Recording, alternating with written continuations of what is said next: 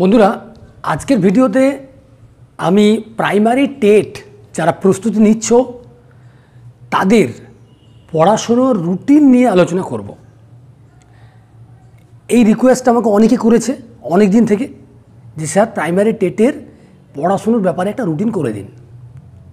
তো প্রথমেই বলে দিই, রুটিন জিনিসটা ব্যক্তিগত। তোমার রুটিন আর আমার রুটিন কখনো ম্যাচ করবে না। তাহলে প্রশ্ন হচ্ছে যে আমি রুটিনটা কেন করছি? তার একটাই কারণ, সেটা হচ্ছে রুটিন তৈরি করে একটা নীতি আছে। প্রত্যেকটা পরীক্ষার জন্য একটা নিয়ম মেনে, একটা মূল নীতি মেনে প্রিপারেশনের রুটিনটা তৈরি করতে হয়। তো আমি আজকের ভিডিওতে প্রাইমারি প্রস্তুতি যারা নিচ্ছ তাদের জন্য একটা রুটিন বানাবো, যে রুটিনটাকে ফলো করে তোমরা নিজেদের পড়াশুনোকে এগিয়ে নিয়ে যেতে পারো, যদি তোমাদের টাইমটা ম্যাচ করে যায়।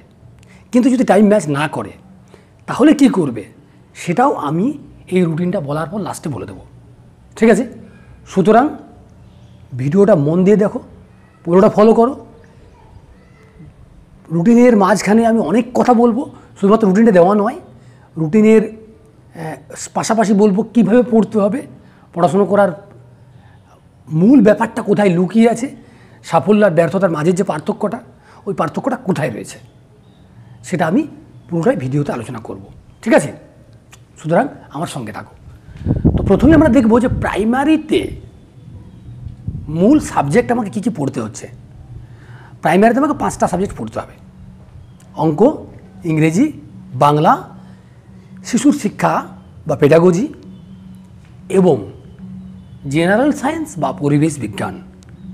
এই পরিবেশ বিজ্ঞানের মধ্যে মূলত জীববিদ্যা থাকে, আর কিছু ভূগোলের টপিক থাকে, আর কিছু পদার্থবিজ্ঞানও থাকে, ঠিক আছে? তাহলে চলো আমরা একে একে টাইম স্লটগুলো ভাগ করে জেনে নিই যে কখন কোনটা পড়ব।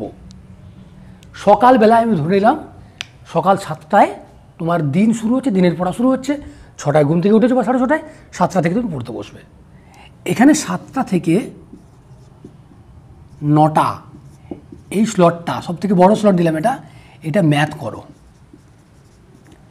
ম্যাথ হচ্ছে একটা এমন জায়গা যেটা অনুশীলনের মাধ্যমে এগোতে হয়। ম্যাথের অনুশীলন যদি রেগুলার করো এবং একটু লং টাইম করো তাহলে ভালো হয়। প্রাইমারিতে এসএলএসটির তুলনায় ম্যাথটা গুরুত্ব বেশি।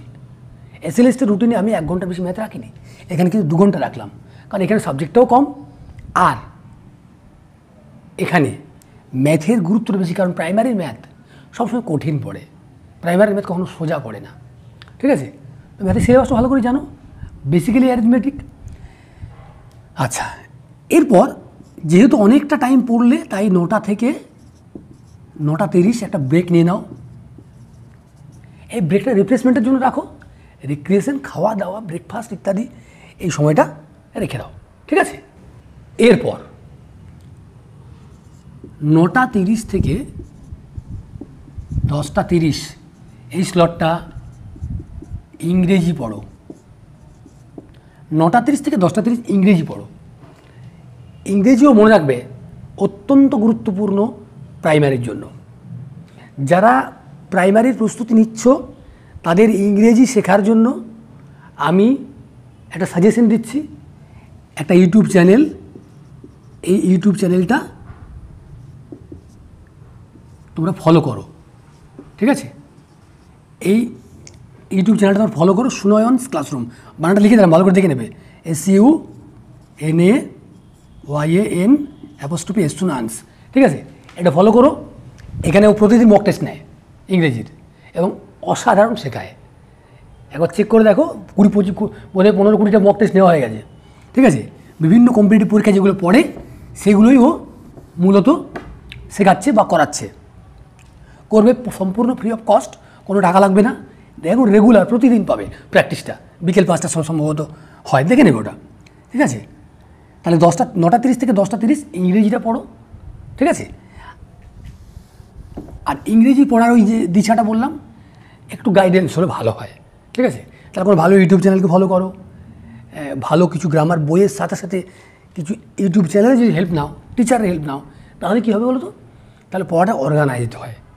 কারণ একজন টিচার যখন পড়াচ্ছে তার তো একটা এক্সপিরিয়েন্স আছে, তার একটা ডেপথ আছে সাবজেক্টে, সে বুঝতে পারবে যে এই জিনিসগুলো পড়বে, এইগুলোর গুরুত্ব আছে, ঠিক আছে? যেটা without coaching, without help of any teacher, যেটা তোমার পক্ষে করা একটু টাফ, মানে ভুল পথে চালিত হতে পারে পড়াশোনাটা। এটা তোমাকে পিকে দে সরকারের বই দিয়ে দিলাম এত বড়, তুমি ইংরেজি পড়ে উদ্ধার করো, পড়তেই পারবে না, ও হয় না, একটু গাইডেন্স লাগে, তাই না? এরপর 10:30 থেকে 11:30 এই সময়টা পরিবেশ পড়ো, পরিবেশবিদ্যা পড়ো এই সময়টা, 10:30 থেকে 11:30, 1 ঘন্টা। পরিবেশবিদ্যাতে কী কী পড়বে মূলত বলে দিই। ষষ্ঠ থেকে দশম এদের যত সায়েন্সের বই আছে এইগুলো ফলো করো, ষষ্ঠ থেকে দশমের এই সায়েন্সের বইগুলো থেকেই প্রশ্ন পড়বে, ঠিক আছে? এর বাইরে, এর উঁচুতে আর যাওয়ার দরকার নেই। 9, 10 এই দুটো ক্লাসের বেসিক্যালি লাইফ সায়েন্স আর জিওগ্রাফিটাকে ফোকাস করবে। পদার্থবিজ্ঞান 8 পর্যন্ত পড়লেই হবে। আর 6, 7 এই বইগুলো তো পরিবেশেরই বই, ওদের তো পার্টিকুলার আলাদা সায়েন্স নেই, ওদের সব সায়েন্সকে পরিবেশ বলে। তাহলে 6 to 8 পরিবেশের বইগুলোকে ফলো করো, ঝেড়ে পড়ো এক মাথা থেকে, ঠিক আছে? গোড়া থেকে শেষ পর্যন্ত পুরো পড়ো, ফুল টেক্সট পড়ো, আর সেই সাথে সাথে অনুশীলন প্র্যাকটিস করো, বিভিন্ন জায়গা থেকে প্র্যাকটিস সেট সংগ্রহ করো, প্র্যাকটিস সেট সংগ্রহ করে দেখো উত্তর দিতে পারছো কি না, ঠিক আছে? তো এসএলএসটি টেটের জন্য আমি একটা সংকলন বানাচ্ছি, এই জেনারেল সায়েন্স, এডুকেশন, বাংলা, এগুলো সবই থাকবে, ঠিক আছে? তো বেসিক্যালি পিটির জন্য বানাচ্ছি ওটা যখন হয়ে যাবে তখন আমি প্রিপারেশন হয়ে যাবে, রেডি হয়ে যাবে যখন বইটা, তখন আমি বলবো, ঠিক আছে? চ্যানেলে জানাবো, ওটা তোমরা নিতে পারো, হেল্প পাবে। এবার দেখো 11:30 থেকে 12:30 এই সময়টা কী হয় বলো তো? এই সময়টা থেকে এনার্জিটা কমে এসেছে তোমার, সকাল থেকে অনেকক্ষণ পড়ছো, অঙ্ক ইংরেজি পড়লে, পরিবেশ পড়লে, এনার্জিটা কমে এসেছে, তাই এই সময়টা একটু হালকা দিলাম। এই সময়টা এডুকেশন যেটা কালকে পড়েছো এডুকেশন, সেটা রিভাইজ করো। কেন রিভাইজ বেশি দরকার এডুকেশনের?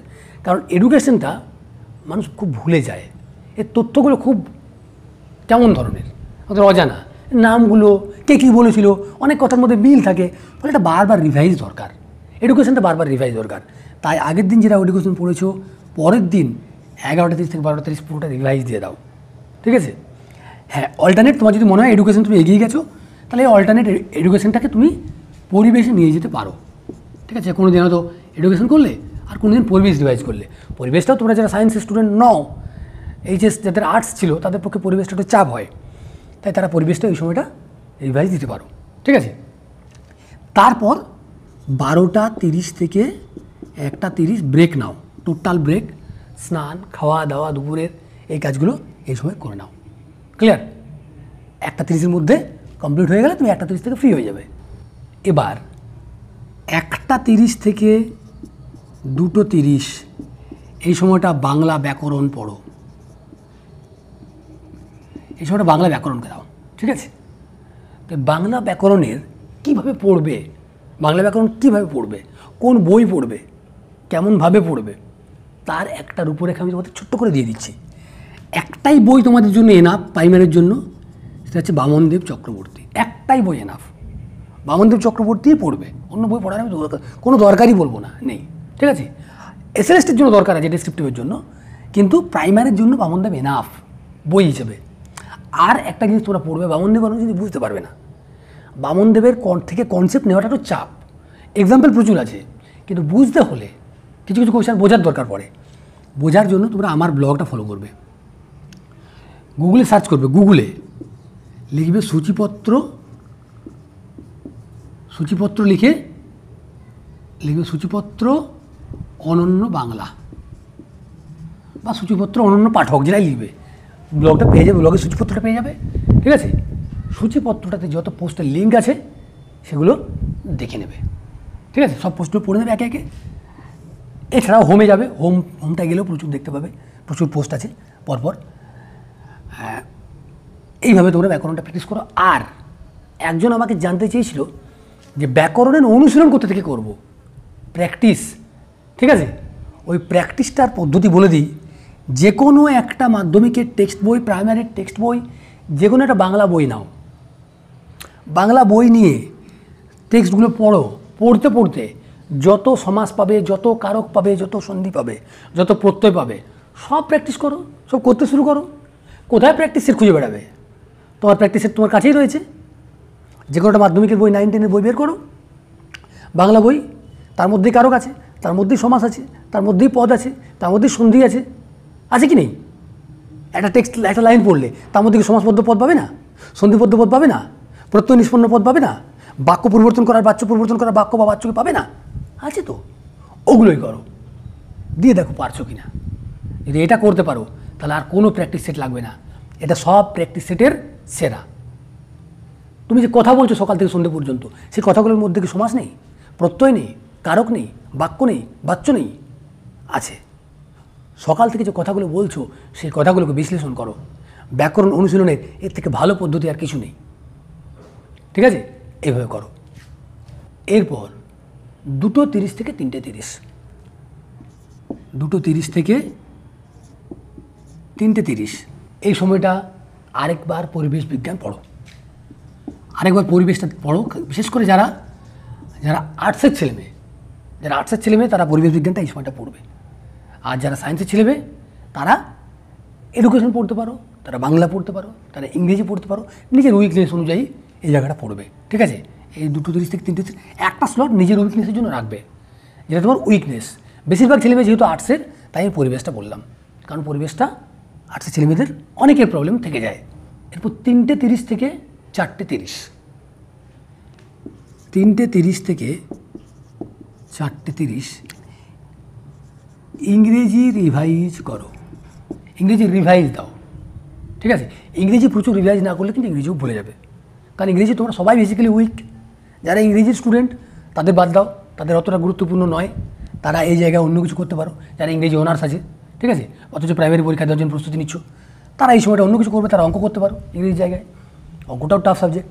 ঠিক আছে, এই সময়টা আরেকটা তুমি এক্সট্রা স্লট দিয়ে রাখছো।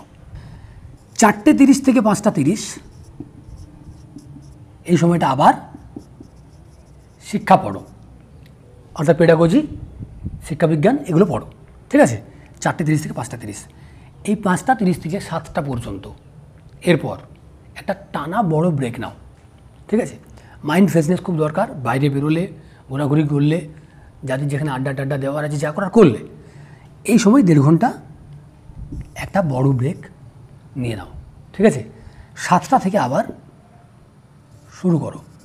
ঠিক আছে, 7টা থেকে 8:30 অল্টারনেটিভ রিভাইজ দাও।